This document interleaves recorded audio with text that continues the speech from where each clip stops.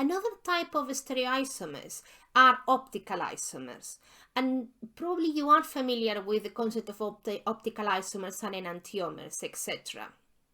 Optical isomerism comes from is sometimes called chirality, and you will see in books and research referred to as chiral carbons and chiral compounds. What do we mean with chiral? Well, it comes from the ancient Greek kairos, which means hand. A chiral carbon is a tetrahedral carbon, an sp3 carbon, with 4 different substituents. This is absolutely fundamental. It needs to be an sp3 carbon. It needs to be a carbon only with single bonds. And it has to be attached to 4 different substituents. In the moment 2 of those substituents are the same, that is not a chiral carbon. So chiral carbon is what we call also an asymmetric carbon. It's attached to 4 substituents, and those 4 substituents are different. And each configuration of that chiral carbon, each particular spatial arrangement of how those 4 substituents are arranged with respect to each other in a space, is called an stereoisomer.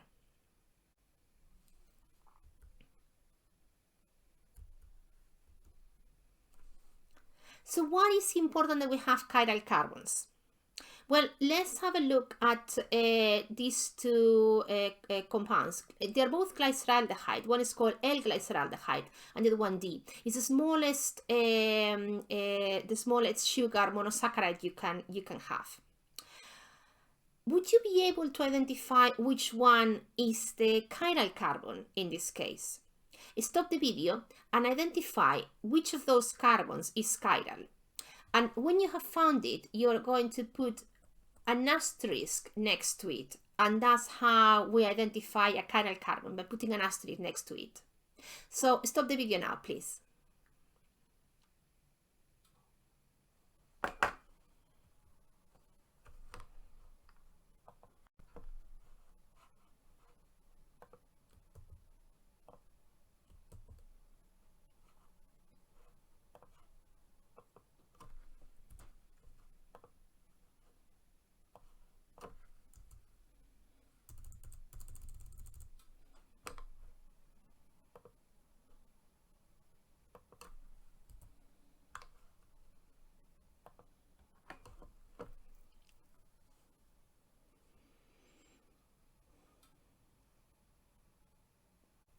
Here we have an example of the smallest monosaccharide you can have with 3 carbon atoms. It's called glyceraldehyde. And the compound on the right is called D-glyceraldehyde, and the compound on the left, L-glyceraldehyde. So I'm going to ask you to stop the video now and identify which of those carbons in both molecules are chiral carbons. And when you have identified one, you're going to put an asterisk next to it. And an asterisk next to a carbon in the context of stereoisomerism and optical isomerism means that carbon is chiral. So stop the video now, please.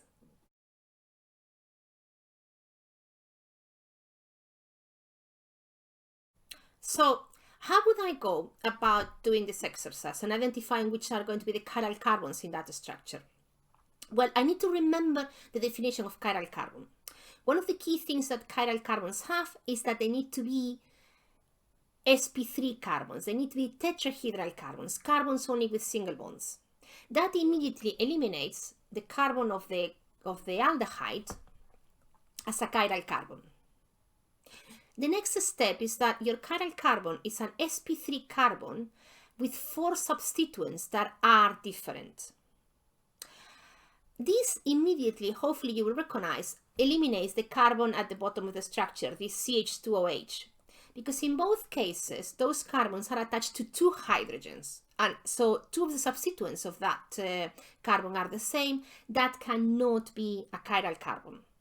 The carbon in the middle, in both cases, is attached on one side to a hydroxyl group, on the other side to a hydrogen, on the other side to a carbonyl group from an aldehyde, and on the 4th substituent is a CH2OH.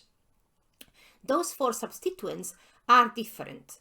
So that is a chiral carbon. And I'm going to put an asterisk here to show that I've recognized which the chiral carbon is. So why does it matter? Why does it matter that in glyceraldehyde there is a chiral carbon, the carbon in the center of the molecule?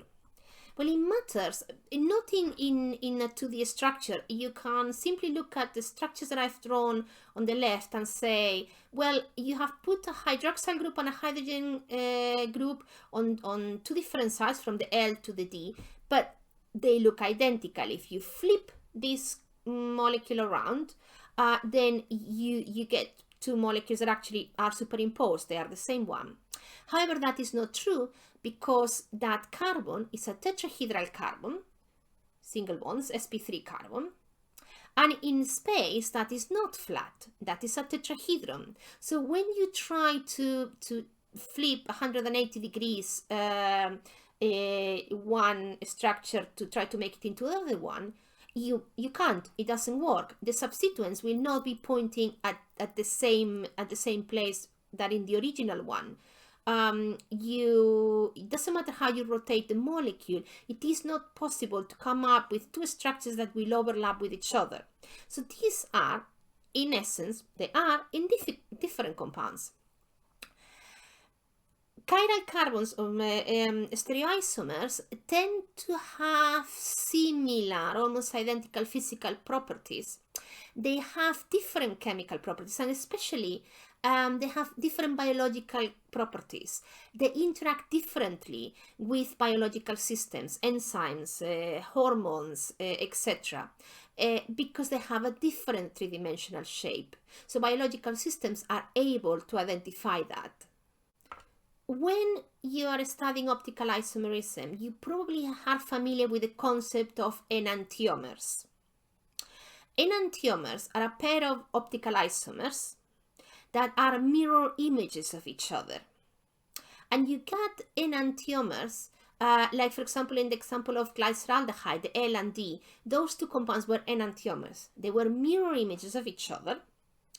But if you try to rotate them to make them overlap, they didn't.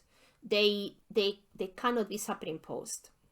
When you have more than one chiral carbon, more than one sp3 carbon that is asymmetric, then you can have what we call the asteromers.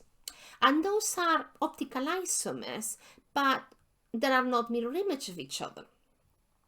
So that one of the chiral carbons has the same structure in both compounds, and the other one is different.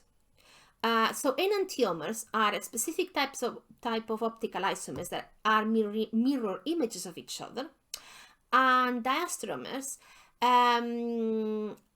are optical isomers but not mirror images of each other. And you can have diasteromers when you have more than one chiral carbon. So in the example that I've got here at the bottom, with these 4 compounds that have various substituents X and Y,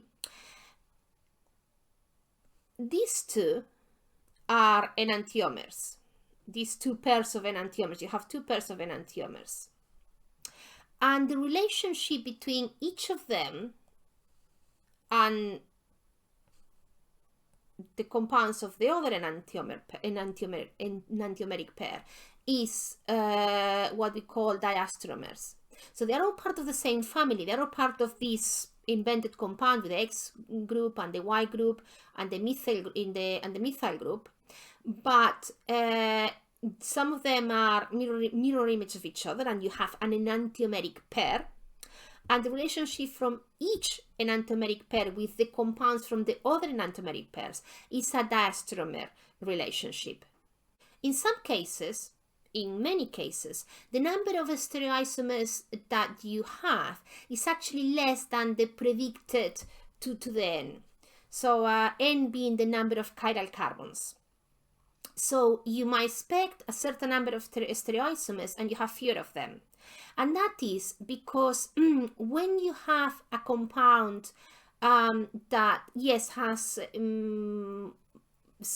more than 2 or more chiral centers, so the potential to have many stereoisomers, but it has a symmetry center that cancels out the asymmetry of the molecule, and you can end up with what we call a meso compound.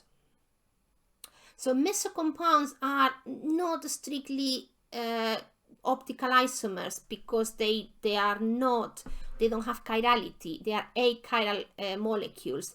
They don't have optical isomerism, but you do have chiral carbons. So enantiomers, they are mirror images of each other. Diasteromers is when they have the same type of chiral carbons, but they are not mirror images of each other.